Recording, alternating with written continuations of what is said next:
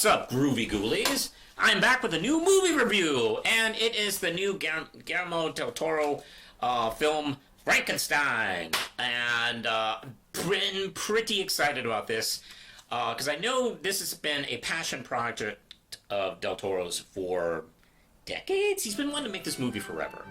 And he has several films that he's been trying to get done. I fear we'll never get the Mountains of Madness from him. There's been a couple other things he's just missed out on it, and it kind of sucks. But hey, he got one off the board, and it is written and directed by him. Let's see, stars Oscar Isaacs as Victor Frankenstein, Jacob Elordi as the monster. Let's see, Mia Goth as Elizabeth, and Christoph Waltz as I forgot his character name, but he's her uncle. So, hey, what's this movie about? Well, duh, it's Frankenstein. It's a scientist builds a monster and he instantly regrets it, and it screws up his life. The end. That's how the movie goes, and it's all in the details. And let me get into that. Now, of course, this is going to be a little bit of a spoiler, but to be honest, this story is like, I don't know, kind of like, what, 100 plus years old? A million different movies. If you're upset about being spoiled about Frankenstein, I only have one thing to say to you. Welcome to movies. Alright, I'm gonna get started with a few different things. And first off, the acting is just top-notch. This is so perfectly cast. Oscar Isaacs is an amazing choice for Victor Frankenstein. He simultaneously is one of the more likable and punchable versions of Victor Frankenstein, because I have seen him go in different directions, all the way back to the James Whale film, and like more manic and sympathetic to outright evil, like the Peter Cushing one from the Hammer films is a complete evil bastard. And is the villain of that film series.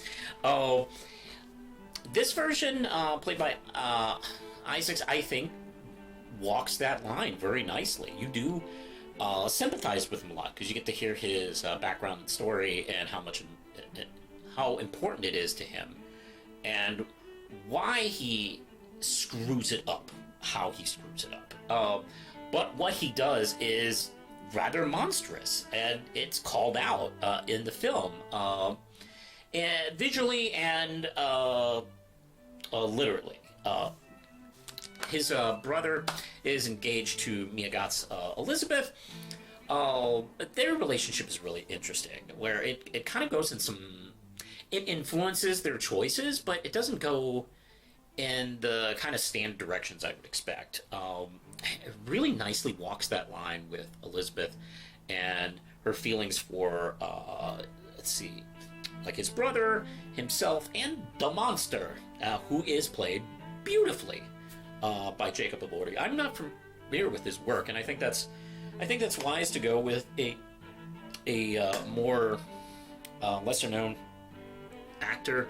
Like the Kenneth Branagh version went with Robert De Niro, one of the more well-known actors, especially in the 90s. He was going through a huge hot streak. This one goes in the opposite direction, pretty close to the original James Whale version, where we get a relative unknown. It's funny to say Boris Karloff was an unknown. He had done, I don't know, 40, 50 films before Frankenstein. And the same thing with Lonnie. I think he really does bring like this vulnerable side to the monster, and can also turn it up to being very scary and threatening and imposing.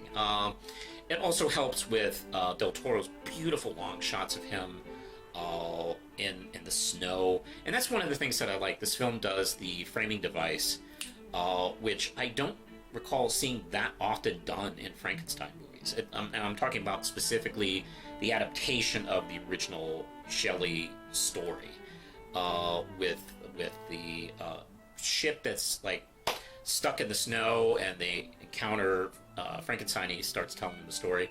I feel like maybe one or two films have done that story.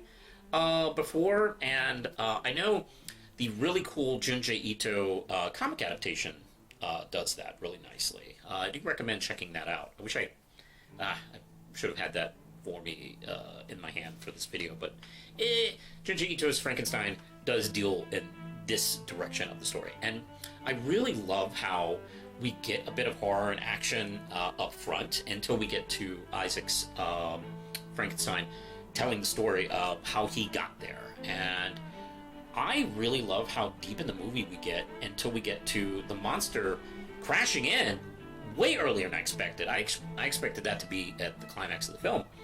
And instead, it's halfway through the film, and he starts to tell his version of the story. I really love that. It's not too often. A lot of the films do sympathize with the monster, but don't really focus on him. Like out of the early batch of films, like Bride of Frankenstein is one of the few films that really kind of like puts him at the protagonist's center of the film, and he doesn't talk all that much. This one, we get to hear him narrate, and it's really believable as someone who has like learned from afar how to speak, and so he has this vulnerable child method of talking and also lashing out as well. It's really believable.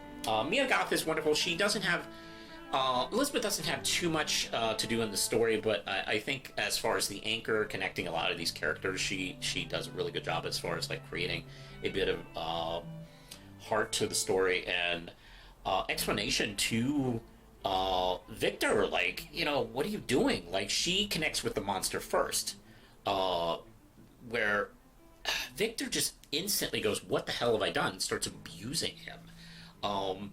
And what's interesting is seeing his backstory with his own father really does help explain why he behaves the way he does. I mean, it doesn't forgive it, obviously, but it gives like proper context. And when it starts happening, you really do understand. Like, oh no, he's not treating the monster like an abomination of God. Like, oh no, what have I done? He doesn't do a complete heel turn for no reason. Like, it really does feel like genuine. Let's see, like I already said, I love the framing device on the ship, and with the captain kind of being almost the judge dealing with this craziness that has just fallen into his lap. Like, he's this outsider kind of like figuring out what to do. I really do like this approach on this. And I love his performance as he's pretty pragmatic on what needs to be done. God, I did expect to get a little emotional, because that's what Del Toro does so well in his films, is he sympathizes with the monsters. He has a nice emotional edge, but I don't know why it kind of snuck up on me in this movie. That's what it really delivers. I think the strongest. As far as like outright scares, it doesn't do that so much, and to be honest, the film really isn't interested in doing like complete scares. Like, if you compared it to like Nosferatu, for instance, the Eggers film that just came out this past year, that film leans into scares where this one does not. And I would, man, those two films right now would be a really good double feature. I know Nosferatu isn't technically Dracula, but yeah, whatever. So yeah, I love this movie. Now, you can probably still catch this movie in theaters, and it just debuted on Netflix, so you can watch it now. If you're a Netflix person, it's there. Go click on it. But if you have a chance to spend a couple bucks and see it on the big screen, I do recommend it. I think it's a beautiful film. The sets are just huge and gothic and lush, and there's a lot of like detail in these sets for a lot to look at. It's absolutely gorgeous. Seeing it on your phone, I don't recommend. Seeing it on at least a big screen TV is nice and good, but oh boy, this is definitely a big screen film if you can get the chance. Lindsay and I had that opportunity this past week, thank God, and I'm glad I did. Because I think if I waited another week or so, I would have just bit the bullet and watched it on Netflix. Which I will probably watch it again sometime this week on Netflix, because I am really enamored of it. I think it's a really beautiful piece of work. Of course, I'm going to give it 5 out of 5 ramp chips. I think it's excellent. Go see it if you're, especially if a fan of the classic monsters or Del Toro, or any of the actors involved. Worth your time. It's a beautiful looking film. There's a lot of nice detail in like sets and costumes. Mia Goth has this wedding dress she puts on that has ribbons all down her arms that make her look like the bride of Frankenstein. It's such a subtle touch, and if you're not paying attention, you would totally miss it. So yeah, I'm excited about it, and I think you should check it out, especially if you're a fan of any of the things that this touches. So hey, what did you think? Leave me a comment below, because that helps me and this channel. Did you see Frankenstein yet? What'd you think? Did you like it? Did you not like it? And do you have any favorite Frankenstein movies? Leave it in the comments below. I actually kind of like got excited to maybe watch the James Whale one again. This kind of just pulled that trigger on me. So maybe I'll do that sometime this week. Anyway, leave a comment below, hit the notification bell, and for all things Manos, you can find me everywhere. I'm on Facebook and Blue Sky and Tumblr and Instagram. I'm also at League of Comic Geeks. And for just $1 a month, you can support this channel and Manos Publishing over on Patreon. So I think that's it. I'm going to monster mash the button and get out of here. Push the button, Lindsay.